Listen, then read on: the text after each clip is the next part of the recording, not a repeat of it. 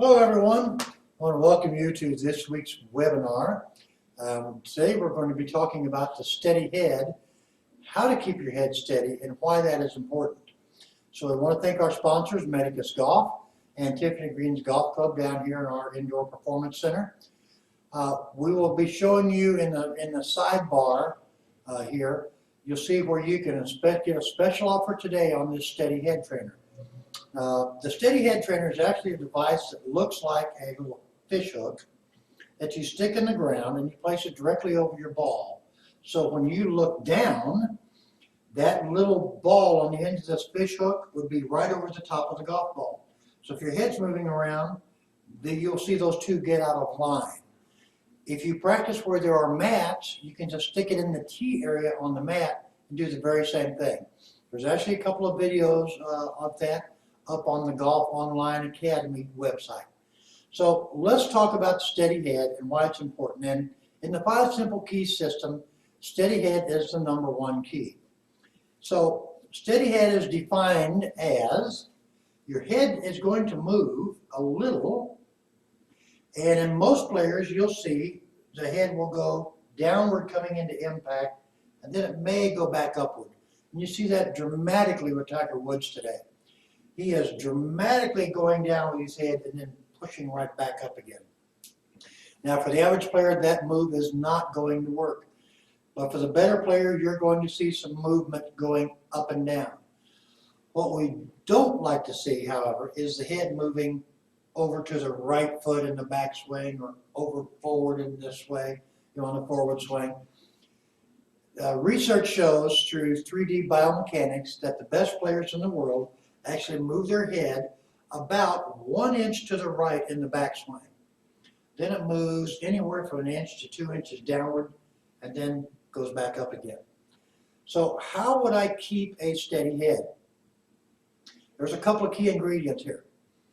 First of all, the shoulders need to turn at approximately 90 degrees to your spine up in here. So as my shoulders turn downward and inward, you'll see how my club shaft here is working to my spine. Now, when your shoulders turn to level, I get to the top of the backswing, you'll see how my shoulders are straight up like this. Okay, well, I also lost my original angle of inclination when I did that. In this view, it looks like this. So you can see how much off the ball that we come. And then coming through the ball, if you did that very same move, you'd see that everybody comes through here, and then you have the Mr. and Mrs. Haverkamp. That's a peach pun, okay? So we want to make sure we keep the shoulders turning in a circle. So turning in a circle simply means if I took the middle of my body, I'm going to use this alignment rod right here, as I think you can see. All I have to do is turn my left shoulder to this alignment rod in a downward and to the right, for the right-handed player, a downward and inward motion. Okay, now that's for me, that's a 90-degree shoulder turn because I've turned over to the center of my body. This would be a shoulder that turns past it. Okay, again, that's not what we would call a rotated shoulder turn. So the shoulders turn in a circle. You can even put your hands out like this and go like this. You can see how my shoulders are tilted. In the downswing, they move just the opposite way. And I'm coming into impact with my shoulders still tilted, not standing upward and losing my angle of inclination. Now, why is a steady head important? A steady head allows you to maintain focus on the place that you're looking at the golf ball prior to moving the club away. It also helps you in your control of the low point. Low point meaning striking the ball, then striking the club, or striking the ground after the golf ball. So when I am set up with a steady head, and I keep my head steady, it also precludes me from moving it clear over away from the ball, and then hanging back this direction. So what you see on tour, if you look at images, and these are 2-dimensional images, you will see that the best players in the world look like they have a lot of upper body lean or tilt. Well, that tilt's actually produced by pushing the hips forward in the downswing. You can see how much more my body's tilted now than it is here. All right, well, my head hasn't moved. It's still in the same location. My hips have just moved forward, okay? So it'll be the same thing here. If I lose my angle of inclination and get taller, you can see how I've lost all of this flex in here. And you see a lot of players do that in the downswing. They'll start going like this, okay? Their pelvis starts working forward and they get upward into the golf ball. That leads to a club that's coming in too shallow. So ultimately, one of the things that the SteadiHead does is help you control your low point. It's part of the 5 keys, and then it's the first thing you work on if your head's moving all over. Because unless you can keep your head steady, the rest of it really doesn't matter much. I mean, you can still control your sweet spot path, your club face control. You can still have a flat left wrist with your head back here, although you might be striking the ball back here at the flat wrist. It'd be hard to reach a ball forward with your head falling that far back. So let's talk about again the pieces that do that. So from this point of view, as I start turning my shoulders in a circle and this is working down and in, the right side of my body, okay, is stretching upward. I'm trying, if you're pulling on a lawnmower cord, you'd pull a lawnmower cord like this. You wouldn't pull a lawnmower cord like this, and you definitely wouldn't pull it this way. From the front view, it'll look like this. I'm pulling a lawnmower cord.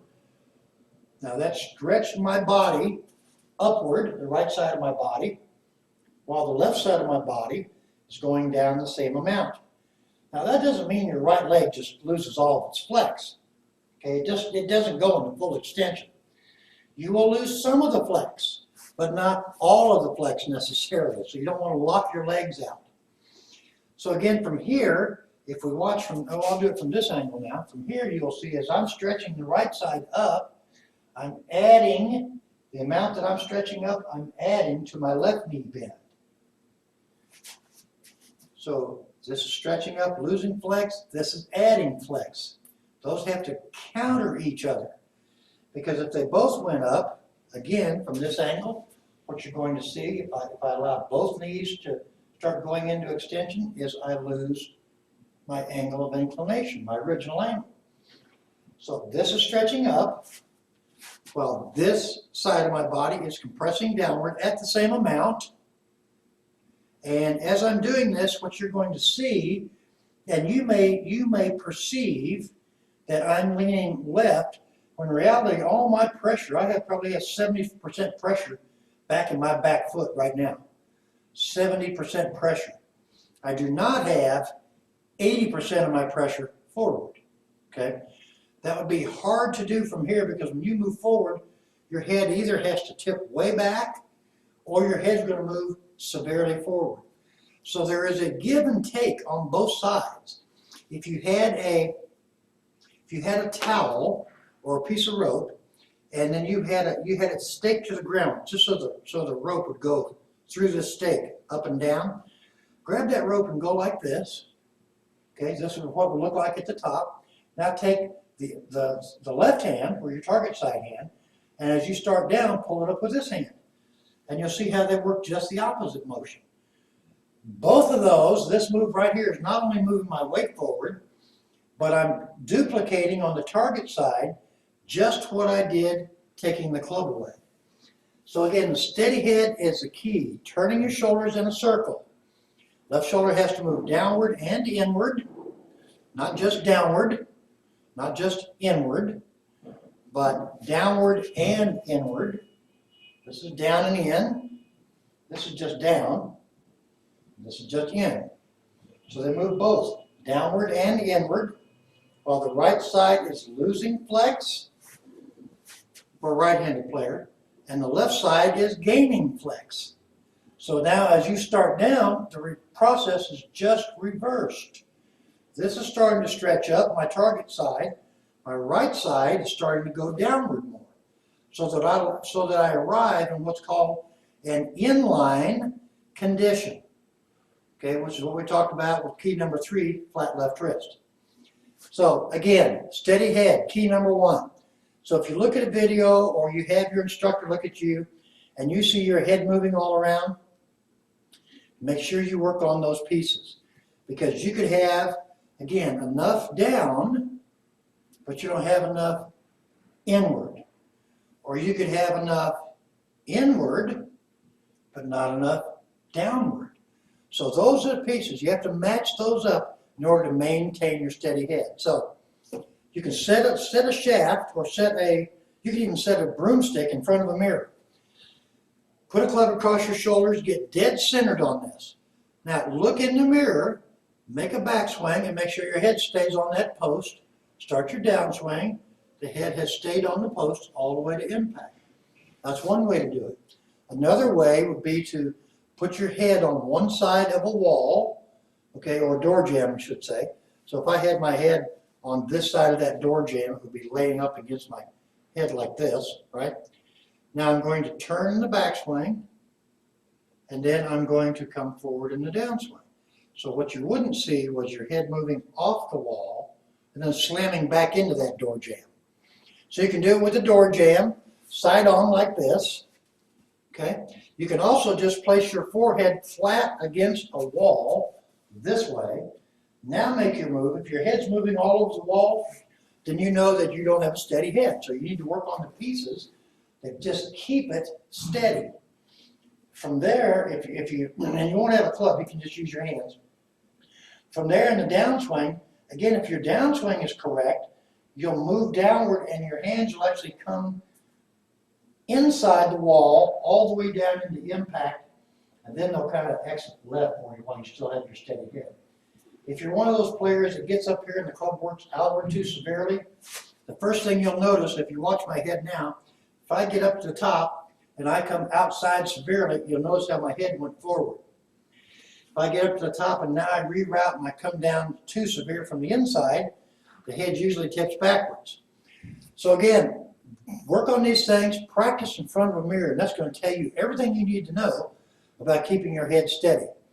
I hope you guys enjoyed it. Again, look down here in the lower right corner. You'll see where you can get a SteadiHead trainer today, okay, for just $3.95. We appreciate it. I'll see you on the next webinar.